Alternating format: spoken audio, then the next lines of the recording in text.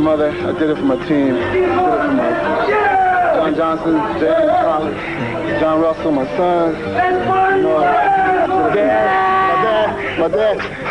Woo, it feels good. My dad. You know, it really feels good, man. And I'm the #1 contender, and Tyson had his chance and he lost, and I feel that it's only right for me to get my opportunity. Don King, the fight promoter, has filed a formal protest claiming that the knockdown of Buster Douglas in the 8th round by Tyson, Douglas benefited, according to King, of a long count. And I think it's just bogus, you know. I mean, to be a champion is one thing, but to honor that championship and accept defeat as well as victory is another. And I don't think he's accepting defeat at all. Our withdrawal of the protest, that leaves Buster Douglas in an optional position to do what he wants to do. As far as I'm concerned, Evander Holyfield is my first title defense. We have been offered a really nice amount of money to fight Evander Holyfield. Well, I would like to fight as soon as possible in June, and that, you know, because June has been my target day, and, you know, I haven't fought in a while.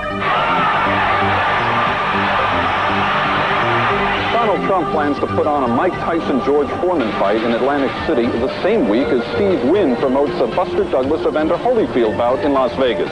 But those fights must be rated highly tentative until the jury here decides who owns Buster Douglas. We're very happy with the outcome, and I think Don King is too. I feel that I earned the money because I've proven it through amateur, and I came in pro. I beat everybody they put before me. Cakewalks. Well, You know, he didn't fight anybody. well, it's the same just as you. I just didn't say I did cakewalk when I beat you. Deep down inside, I believe I can make Buster quit. There's no way that he's going to walk into my fortress and make me surrender without due battle. I'm talking about a serious battle.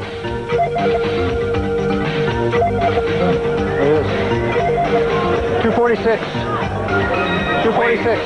For James Buster Douglas is 246. 208. 208. The weight for Evander Holyfield, 208.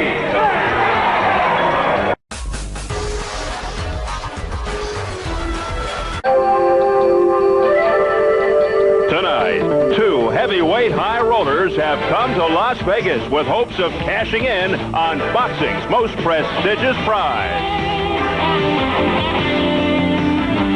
Coming up, the undisputed World Heavyweight Championship on this special presentation of Showtime Championship Boxing. Welcome to the Mirage Arena at the Mirage Hotel and Casino in Las Vegas, Nevada. It is the site of the battle for the undisputed heavyweight championship of the world. It is a beautiful autumn evening in Las Vegas. The temperature 79 degrees, upwards of 16,000 people are expected. Earlier tonight, the challenger, Evander Holyfield, the first to arrive here at the Mirage Hotel, looking very serious, surrounded by his entourage, people like Tim Hallmark and Ronnie Shields, an arrival he has been dreaming about since he first put on a pair of boxing gloves at the age of 8 when he entered the Pee Wee tournament in Atlanta, which of course he won. Just a little more at stake tonight as he makes his way to the fight of his life. And just a little later, the champ, James Buster Douglas, arriving by limo at the Mirage to chance of Buster's the Boss, the undisputed heavyweight champion of the world, defending his title for the first time, but taking a lot of heat after tipping the scales at 246 yesterday. Regardless, win or lose, Douglas is walking or perhaps snacking his way towards a $24 million paycheck. And the champion is the underdog, his weight contributing heavily, if you'll pardon the expression. Then again, he was a 42-to-1 shot to beat Mike Tyson. We all know what happened there, although he weighed 15 pounds less.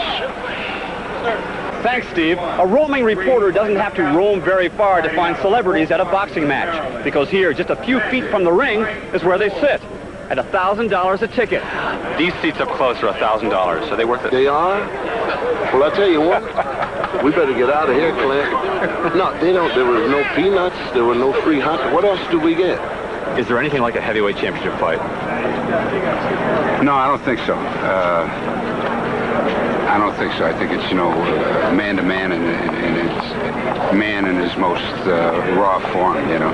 I think I've been to every major fight in the last 5 years, except the one in Tokyo. You know, it's amazing how much more exciting a heavyweight match will be compared to a welterweight or a middleweight. I don't know what the reasoning for that. I guess it goes back to the beginning of boxing, and it's always been that way. The heavyweight's always been the one that gets all the publicity, and I guess it'll always be that way. Is it worth it to sit in a $1,000 seat for a fight? Yeah, it's one of the benefits of our job, you know. So yeah, no, it's worth it. I think this and the bullfights are similar. And that it takes us back to that period of Roman excess, where they had the Colosseum and they used to throw people to lions, and, you know, it was a little more savage than this. You know, I like all fighting, but somehow when you see heavyweights, you know you're seeing the baddest dudes on earth. You know, they can whoop anybody that's walking, and normally at a heavyweight championship fight, the guy that wins is the baddest guy on the planet Earth. By the way, Steve, all celebrities are not created equal. In other words, the bigger the star, the better the seat. Thank you, Mike. Now let's take a look at a gentleman who's been seen many times here on Showtime. His journey to a title shot has been a direct route, but not what you'd label a non-stop flight. I'm referring, of course, to Evander Holyfield.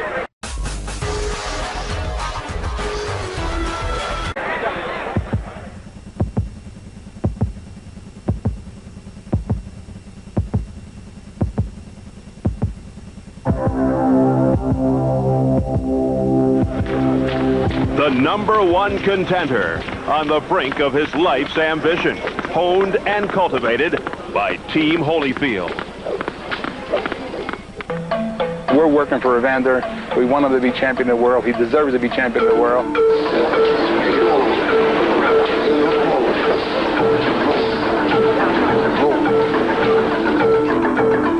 I'll make sure that his heart and lungs and all the endurance aspect of his muscles are ready for him to go the distance.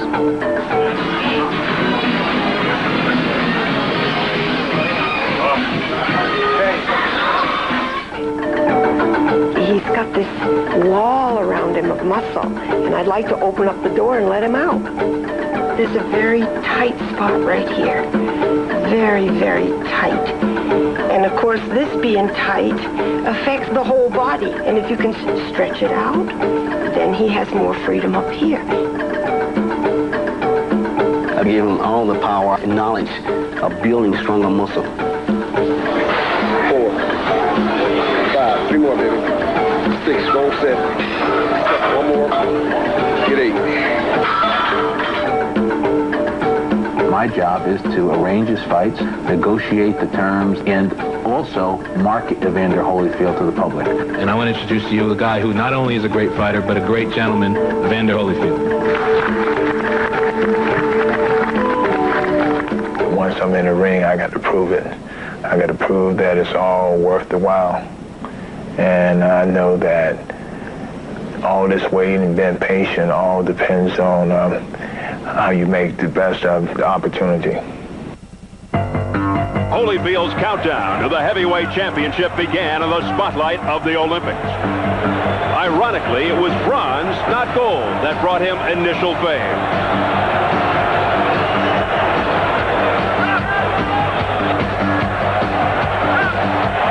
A controversial disqualification for hitting on the brake deprived the Atlanta native of his chance at the gold.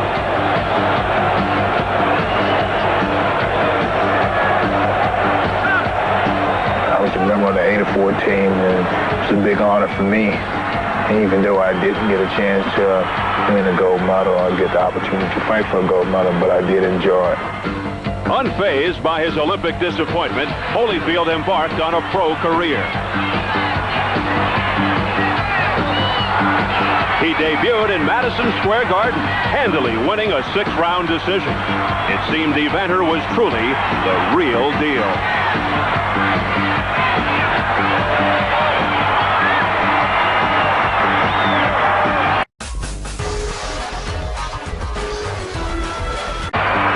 Holyfield did not have to wait long for his shot at a world title. After only 11 pro fights, the former Olympian challenged white Muhammad Kawi for the WBA junior heavyweight crown. For 15 grueling rounds, Holyfield was cheered on by his hometown fans. When the final bell sounded, he was ready for the coronation. For the winner, and new Evander Holyfield!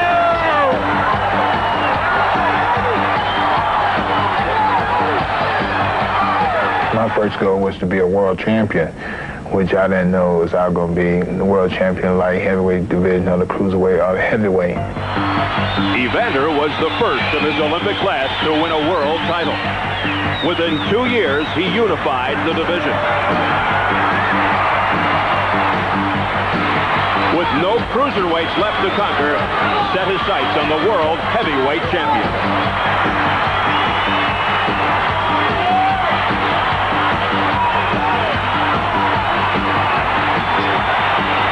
Holyfield ready for Mike Tyson? He's a good fighter.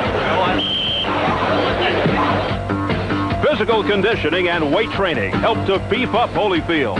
Boxing's Body Beautiful was now armed to do battle in the heavyweight ranks.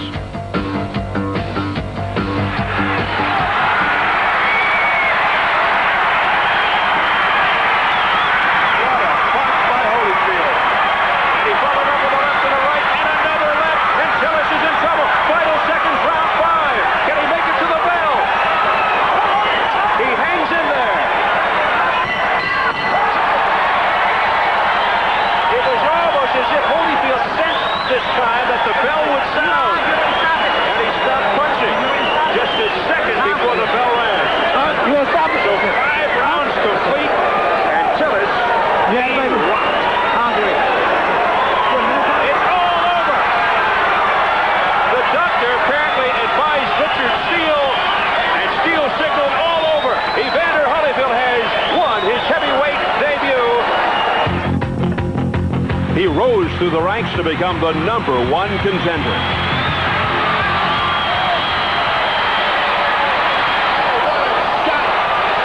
Stokes in trouble. Stokes in big trouble. Michael Stokes staggered. But fighting back. He's trouble shape. And there he goes into the rope. Holyfield looks to finish him off. Richard Steele steps in. And Stokes coming towards us. He's down. He's out. He's out. It's over.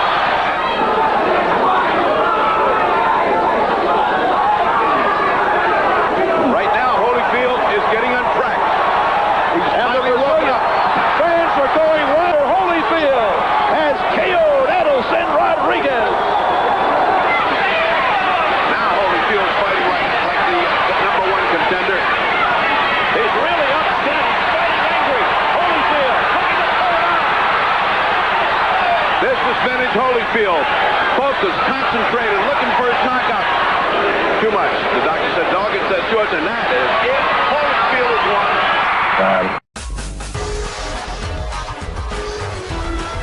I've beaten everyone I faced, and I've enjoyed myself throughout my whole career. And I did things that I wanted to do, and I fought good opponents that, you know, brought the best out of me.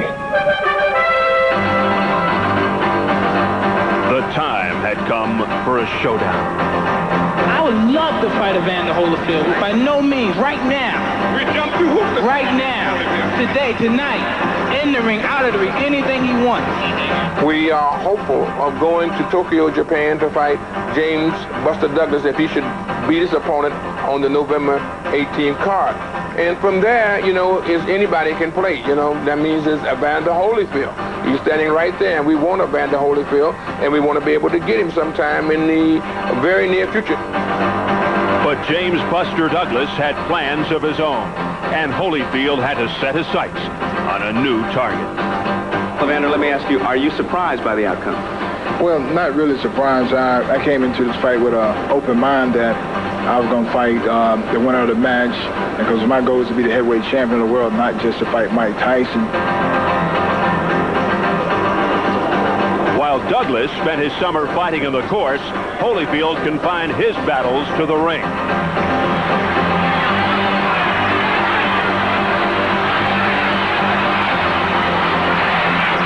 The final countdown had begun. the champion would meet the #1 contender. Evander Holyfield is the #1 reigning contender. And it's a challenge for James Douglas, who a pleasure actually to put his title up on the line to fight Evander Holyfield. The road that began in the Los Angeles Sports Arena will end in the desert of Las Vegas. Through all that time, it gave me an opportunity to develop even more. I feel that I'm better now than I was then, and even though, you know, I was pushing for the fight then, even now it would just be even sweeter.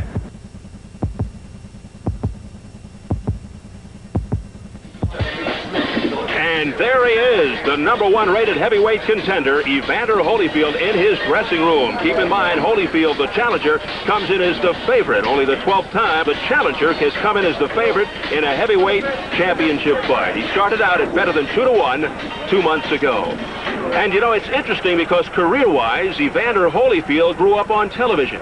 On the other hand, James Buster Douglas grew up in the club fights. But one victory over Mike Tyson, and almost overnight, he's a household name. With that, let's trace the beginnings of the champion, James Buster Douglas.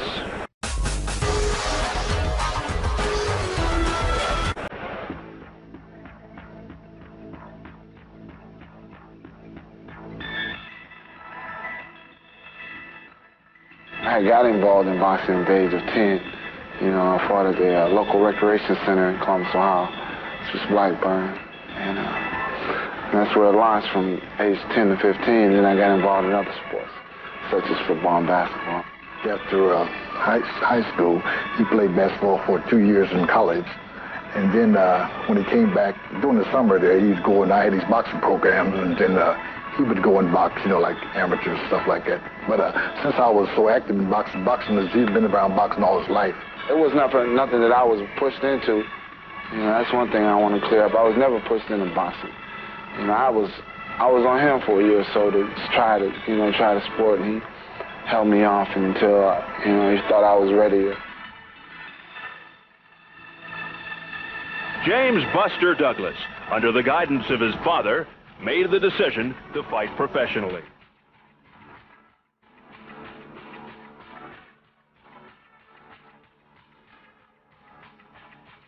I'm fighting professionally because, you know, it's something. It's not only that I want to achieve, is I want to achieve it for him too. Do something that, you know, he didn't really get a chance to do. Become heavyweight champ of the world. During his 13-year career, Dynamite Bill Douglas never fought for a world title. He hoped his protege would receive the chance. He never did. I got him all these fights, got him all the experience and whatever with the travels, you know, all through the Midwest. He's going to Indianapolis, Chicago, going different places. Lately, Douglas has been compared with the fictional Rocky. Ironically, his beginnings in Columbus resembled those of the Sylvester Stallone character. Being involved in something like that brought my credibility down. You know, I was really embarrassed with it. Unquestionably, Douglas had skill, but he was inconsistent. At times, he showed flashes of greatness.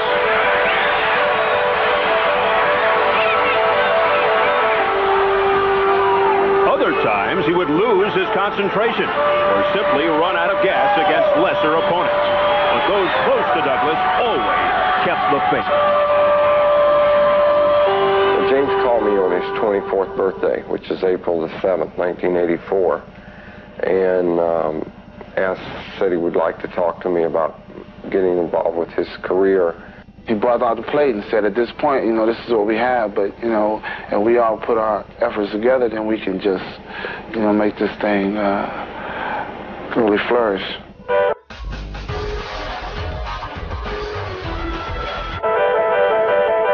Dissension in the Douglas camp undermined his first attempt at a world title. Soon after this fight, Bill Douglas would no longer be his son's trainer.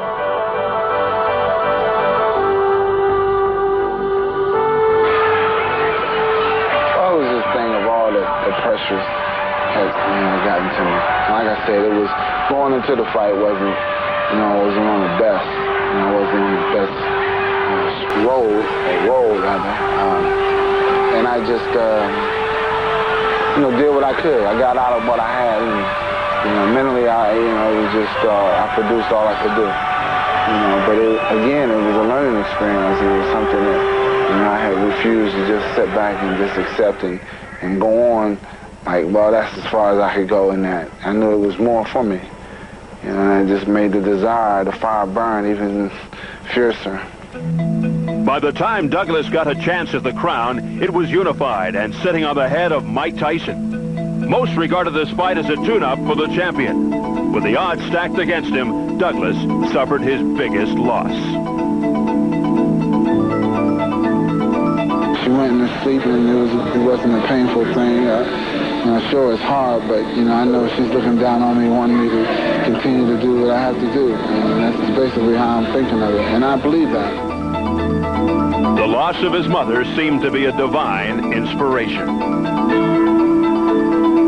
All the problems that were coming on me at one time, it was like, I know something is going to happen because all these things, is just too much at one time. The challenger, James Бастер Дуглас. Iron Mike Tyson.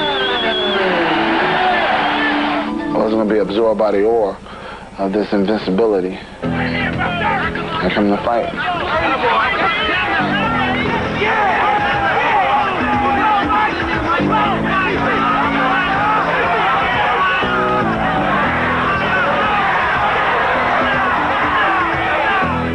I was in control. I overstepped my boundaries, I think. I caught in a bad position.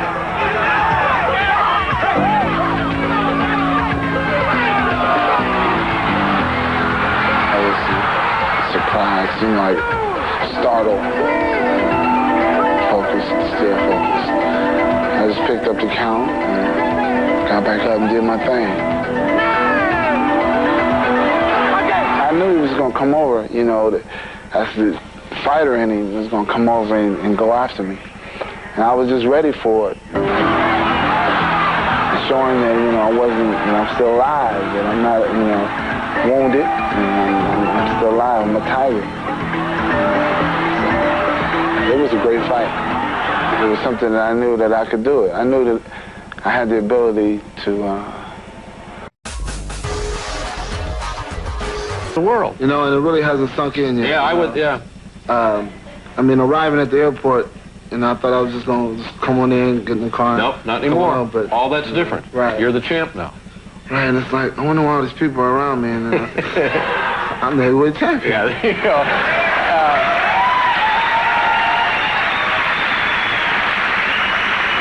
That was big fun. I really enjoyed it, going that little circuit. That was nice.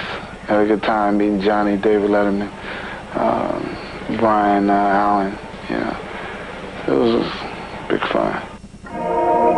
What wasn't fun for the newly crowned champ were the court battles over his promotional rights with Don King. He gave me a hard time, that's for sure. He gave me a hard time. He fought. But that was something that I wasn't used to. That was a new arena, the courts. Never been in there before. We settled it. There's no winner. There's been a resolution of our differences.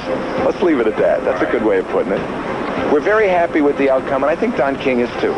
Both people got what they wanted. They didn't get the total victory, but it was evenly divided.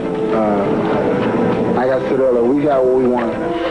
Free to pursue boxing's biggest payday ever, the champion went to work, supported by embattled manager John Johnson, trainers John Russell, and J.D. McCauley, the architects of the Tyson upset, childhood friend and confidant Rodney Rogers,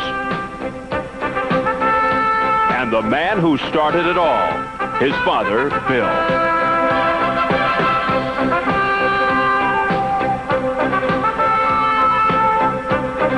Now it's a challenge of retaining it, hearing those words over the PA system, and still the heavyweight champion of the world, James Бастер Дуглас. That's a goal now. champ, James Buster Douglas, making final preparations in his dressing room.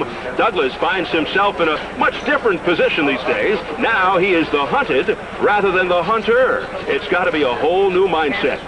Let's go to Mike Leonard now, who is stationed in a spot most fight fans never get to see. Mike?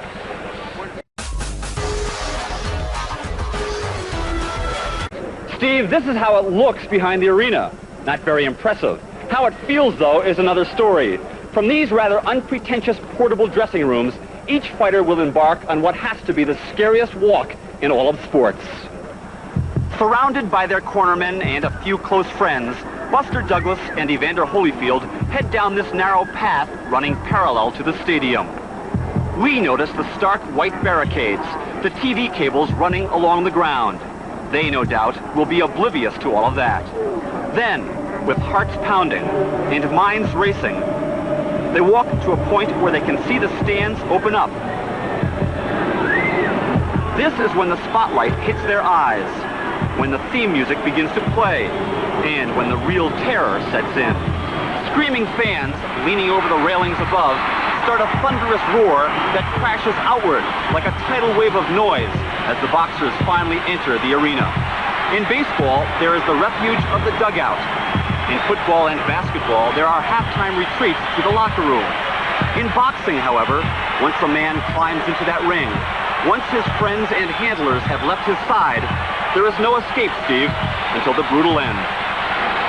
Thank you, Mike. We are just moments away from the World Heavyweight Championship fight, and with that, let's take a look at the tail of the tape and break it all down numerically. At 30, James Buster Douglas is 2 years older than Evander Holyfield, who turned 28 on October 19th. Douglas, a one-time high school and college basketball player at 6'4", an inch and a half taller than Holyfield. But here it is, the most glaring disparity. Douglas weighed in yesterday at a hefty 246 pounds. Holyfield, a streamlined 208, a 38-pound weight differential, and a big 5.5-inch reach advantage for Douglas. To the rules, a 10-point must system. 3 judges will score the fight. No standing 8 count. No 3 knockdown rule. A fighter can be saved by the bell only in the last round, and only the referee can stop the fight, although the ringside physician can make suggestions. It's been a hard road. Nothing was given to me. You know, that's the way I wanted it. You know, I wanted to earn everything. You appreciate it more. I feel that I'm going to do whatever it takes to win. I don't think, you know, he can withstand the punch, you know, of a heavyweight. Buster think I'm scared. I wouldn't even be in the ring. There's a skin bone in my body. I wouldn't even show. Now I plan on going in there and busting him up. He quit once before, and I feel that when you're a quitter, you'll always be a quitter.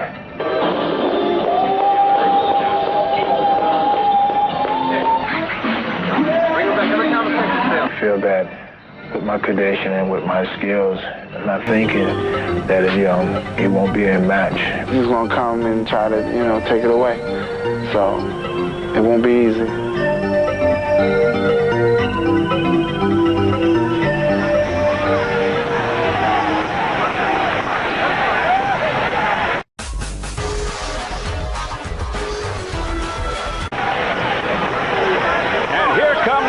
Undefeated Evander Holyfield, that same stone-faced, poker-faced look before every fight, totally focused. The music is fitting. MC Hammer's We Pray. Holyfield told us yesterday he prays all the time. Maybe just a little harder tonight. He's been a very patient man, waiting for this moment for a long time.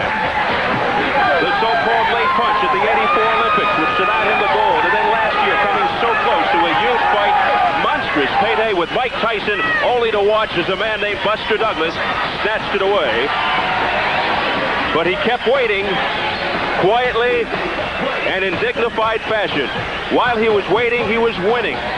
But despite his record, 24-0 with 20 knockouts, many are still not convinced, feeling that he's a blown-up cruiserweight, not a true heavyweight, even though he's 6-0 as a heavyweight, all by knockout. Led by the ubiquitous Lou Duva, Evander Holyfield, with some final high fives, makes his way into the ring.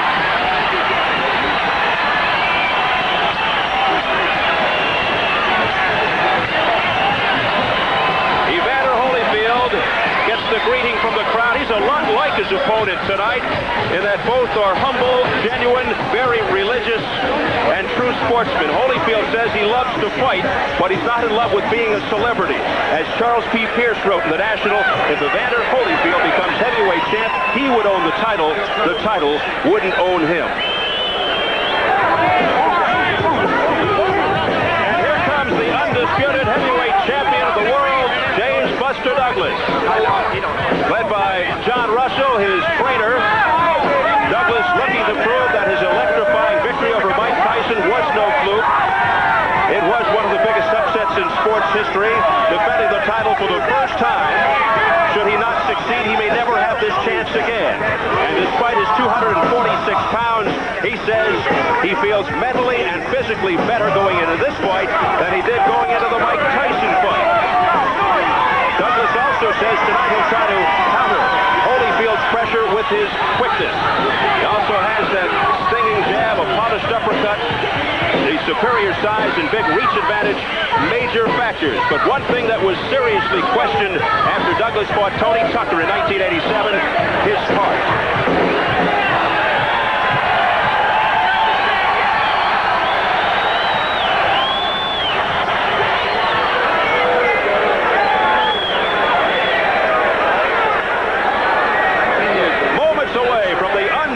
World Heavyweight Championship, James Buster Douglas looking to defend his crown against #1 rated contender Evander Holyfield. Let's go to ring announcer Robert Folk. Ladies and gentlemen, welcome to the fabulous Mirage. This is the main event of the evening. 12 rounds for the undisputed heavyweight championship of the world. The judges for tonight's match are Dave Moretti, Jerry Roth, and Chuck Giampa. The referee for tonight's match is Mills Lейн. Ladies and gentlemen, almost a year ago, he opened up the stadium. And now he's back as the master of ceremonies and your host. Ladies and gentlemen, it's my pleasure to introduce to you Sugar Ray Leonard.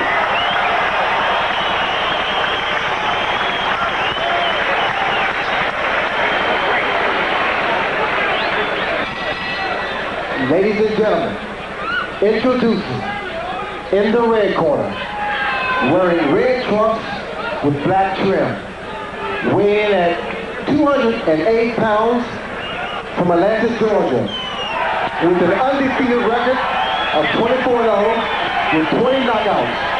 The #1 ranked heavyweight contender of the world, ladies and gentlemen, Evander Real Deal Holyfield.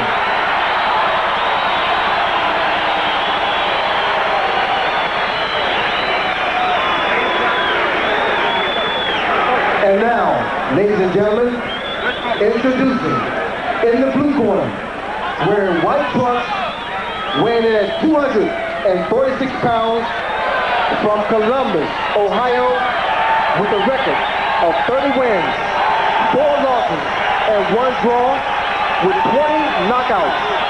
The undisputed heavyweight champion of the world, James Buster Douglas.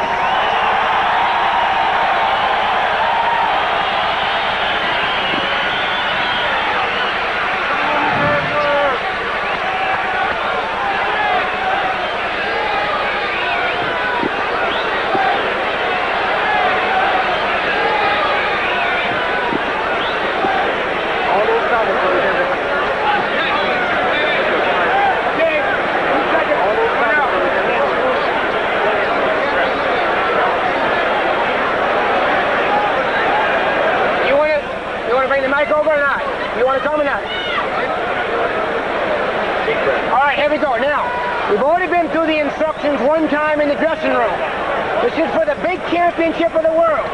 Protect yourself at all times. Any questions from the challenger or his chief second? Any questions from the champion or his chief second? Let's get it on. Here we go.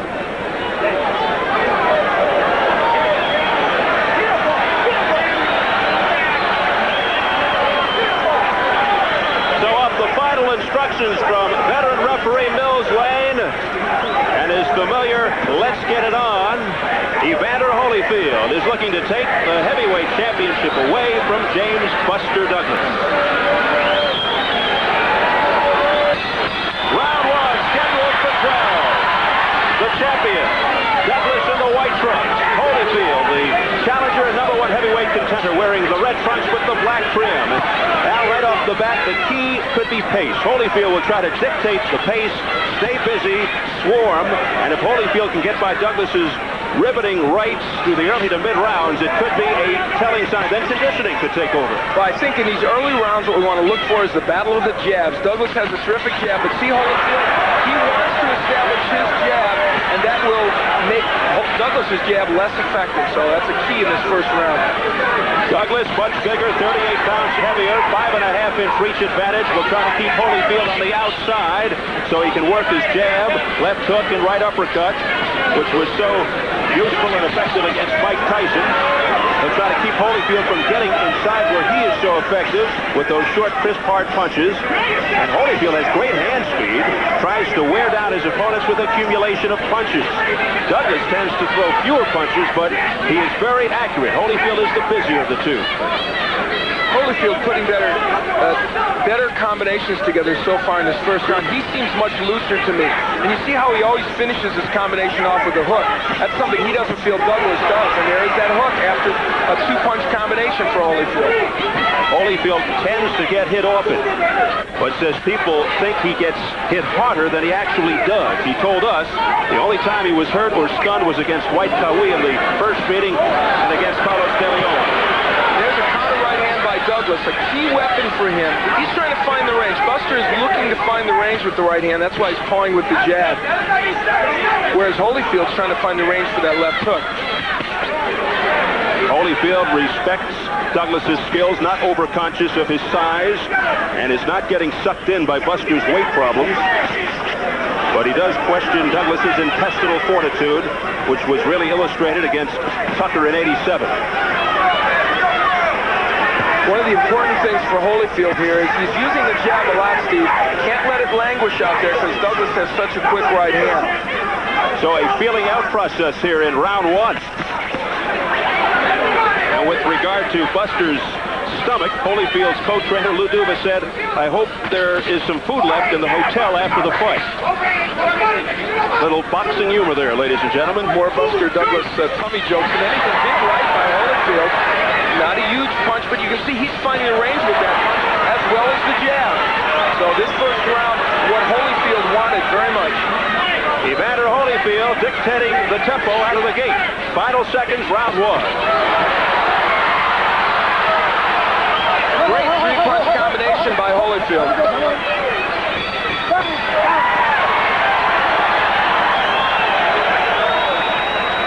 Man, you boxing beautiful out there. The right tempo. See, don't get no fight with it. Just box it, you understand?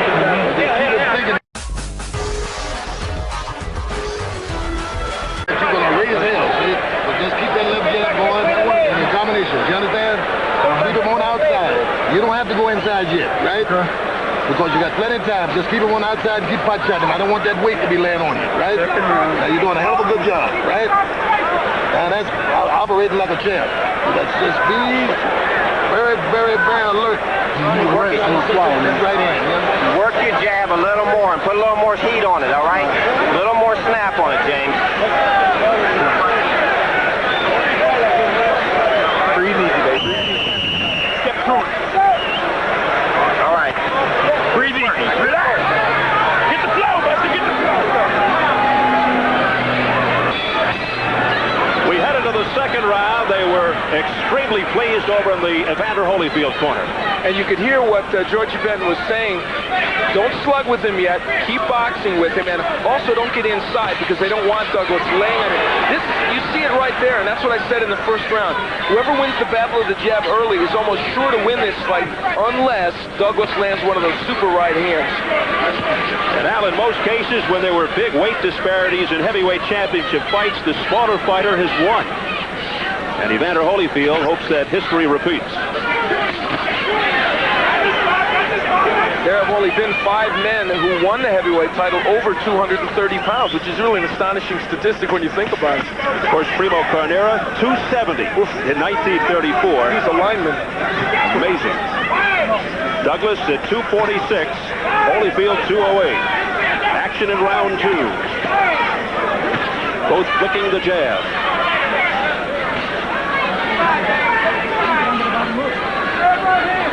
They want a very methodical effort from Holyfield, and that's precisely what he's giving him so far. And he has negated Buster's jab at this point. That doesn't mean he will for the rest of the fight, but right now, the Douglas jab is not effective. And there's why, because he's got to worry about Holyfield's own jab. Co-trainer John Russell of Buster Douglas exhorting Douglas on to give more heat, more snap. Mills Lейн is right on the scene.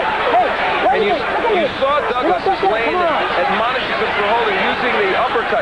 Both these boxers have a terrific uppercut, and that might be the wild card in this fight, but it's only effective from the inside. And a heavy left hook there by Evander Holyfield. All right. That snapped Douglas back.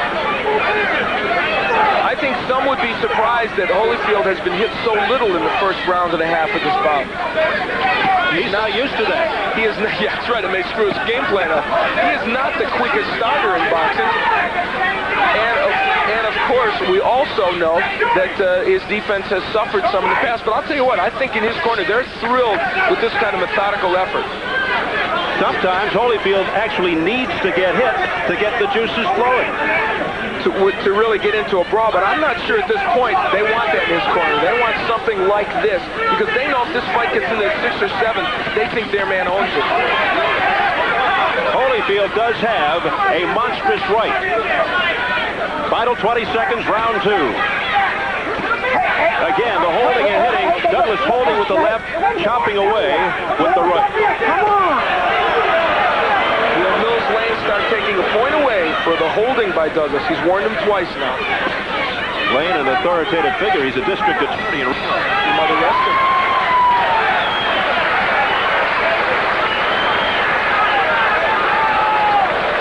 That's better, James. Starting to get loose now, okay? Come on. Loosening up. Watch your hands up now. A little more combinations, all right? You got to stay on the ground. You are not on the ground. You're not on the ground. Get out. Right here. One more time. The 3 punches. Jab, right hand, stiff off. Right there. Right there. You got those 3 and 4 punches. You know what I mean? And all right. You feel yourself, champ. You got to feel yourself. Every time you hit him in the belly, he's pulling up. He's pulling up.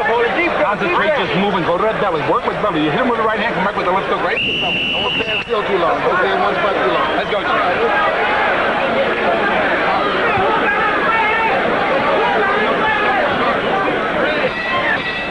Round 3 is scheduled for 12. The World Heavyweight Championship. Buster Douglas in the white trunks. Evander Holyfield in the red with the black trim. And so far, it has been mostly Evander Holyfield. Holyfield told us the other day that if Douglas holds him like he's trying to, he is not going to exert a lot of energy early in the fight trying to get away from him. He'll let the referee do that. Later on in the bout, he said he'll try and really bull Douglas around when he thinks Douglas from Douglas, but not too much damage. Douglas perhaps beginning to get loose now. They wanted him to throw more combinations between rounds 2 and 3 from his corner. Meanwhile, Lou Duva was urging Holyfield on to go to the belly. And there is the left hook underneath. Holyfield's a wonderful body puncher, and that's part of the reason he became cruiserweight champion and has moved ahead so well in the heavyweight ranks. What a shot by Evander Holyfield! It was a twisting right, and down went Douglas.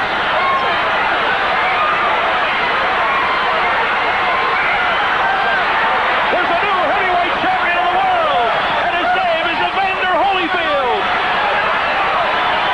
And how much more unlikely could this scenario be? Not Douglas winning early, not Holyfield throwing a left hand.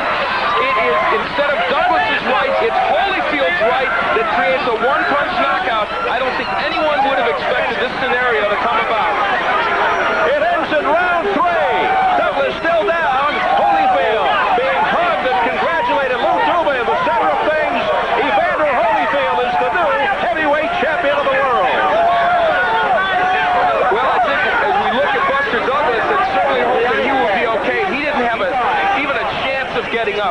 overhand right just devastated him, and it came, by the way, after Lutuva urged Holyfield to go to the body, which brought that left hand down from Douglas, and so the overhand right was there for Holyfield. Take a look back at one punch that changes the course of heavyweight history, at least momentarily. Good straight right hand by Holyfield, a counter right hand, no less. Not the kind of a punch that we would expect him to knock Buster Douglas out with. But remember, in that first and second round, he was finding the range for this right.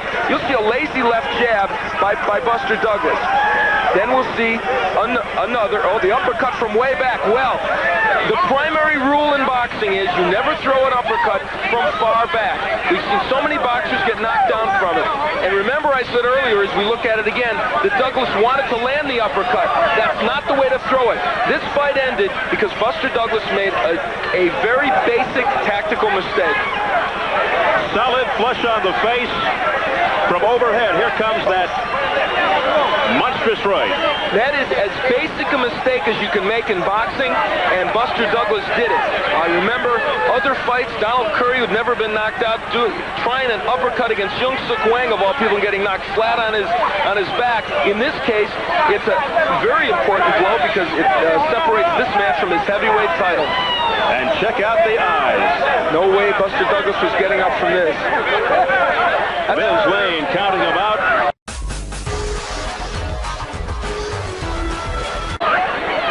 And let's get the official announcement. Ladies and gentlemen, the official time, 1 minute and 10 seconds of the third round. And the new, undisputed heavyweight champion of the world, Evander Holyfield. Evander Holyfield dictating the pace from the very outset and ended it at 110 of the third round. And a stunned Buster Douglas. Well, you know what? It was almost a non-performance by him.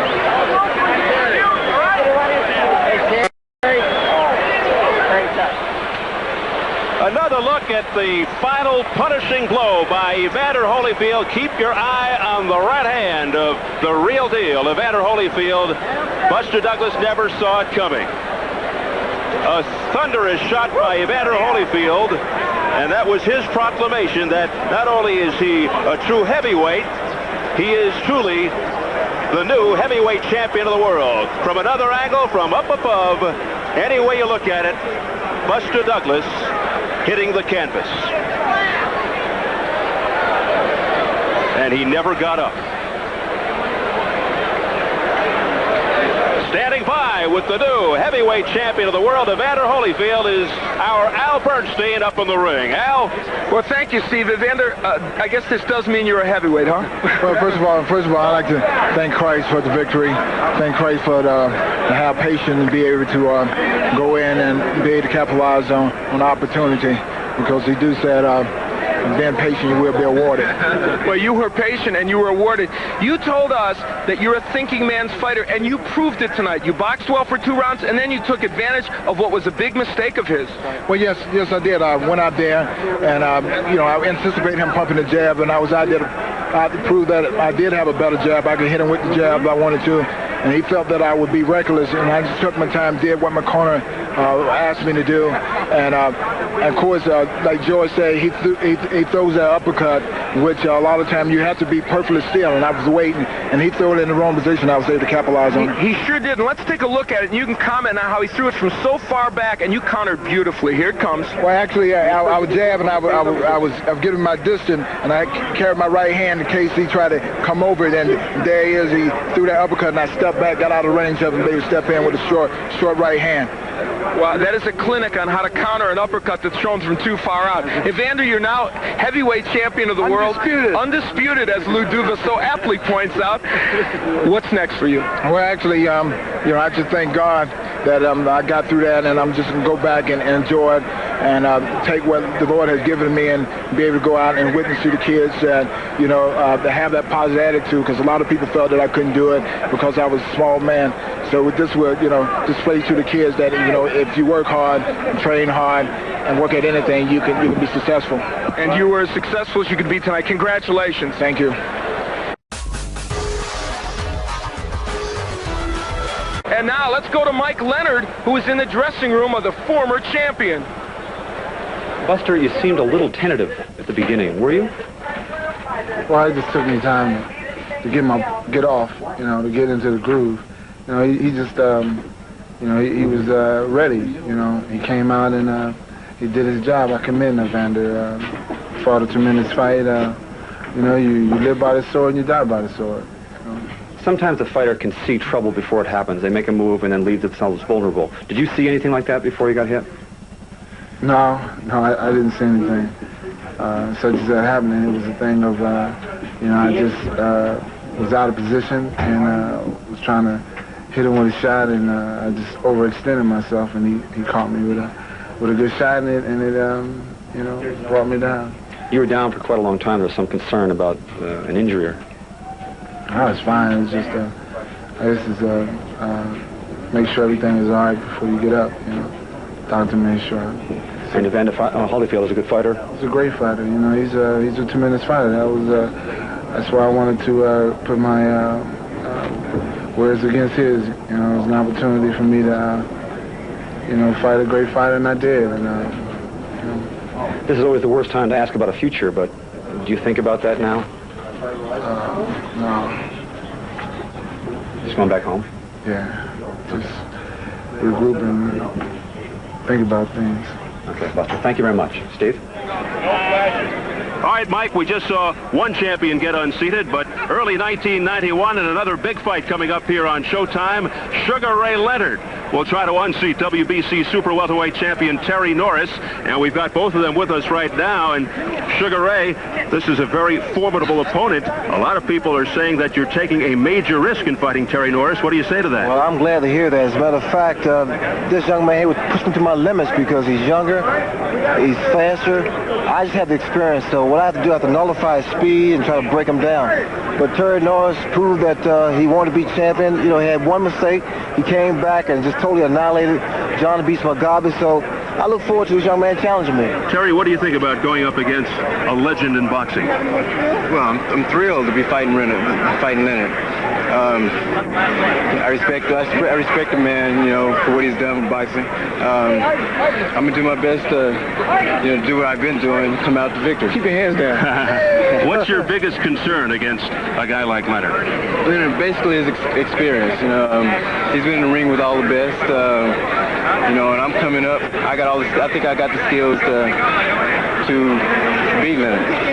What's tougher, getting hit in the head by Tommy Hearns or standing and speaking in front of 16,000 fans here as the ring? I'd rather be fighting Terry than to get up there and try to memorize the script. As a matter of fact, you know, it's experience for me, but I quit. I quit that job. Speaking of Tommy Hearns, there's a hot rumor going around that his former longtime manager trainer, Emmanuel Stewart, might very well be in Sugar Ray Leonard's corner next fight. Any validity to that? Well, I won't discount it. I won't dismiss it, rather. You know, Emmanuel and I, we go way back, and there's a great possibility. What would happen, how about this scenario, if you fought Hearns again? What would that create for Emmanuel Stewart? That would put him in a strange position. Well, as usual, that wouldn't, as far as I'm concerned, that isn't totally relevant because right now I'm going to be focused on one particular man. That's Terry Norris. All right, we'll see that early 1991 on Showtime. Sugar Ray Leonard against Terry Norris.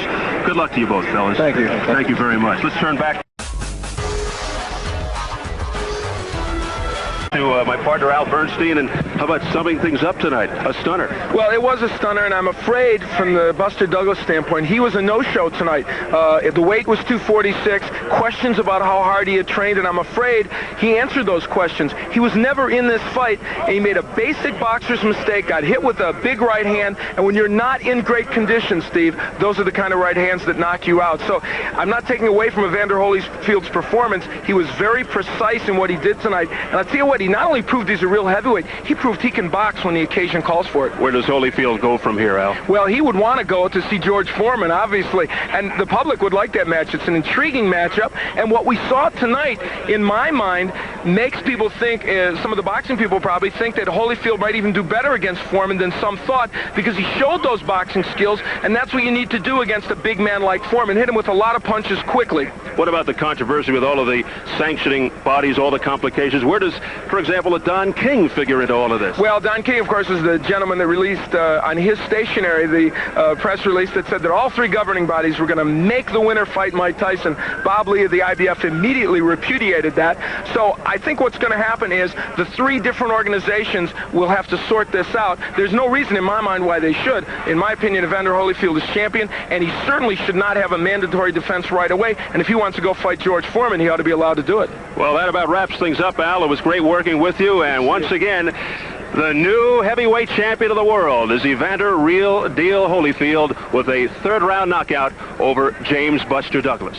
That'll do it from the Mirage Hotel and Casino here in Las Vegas, Nevada. For Al Bernstein, our entire crew, this is Steve Albert saying so long, everybody.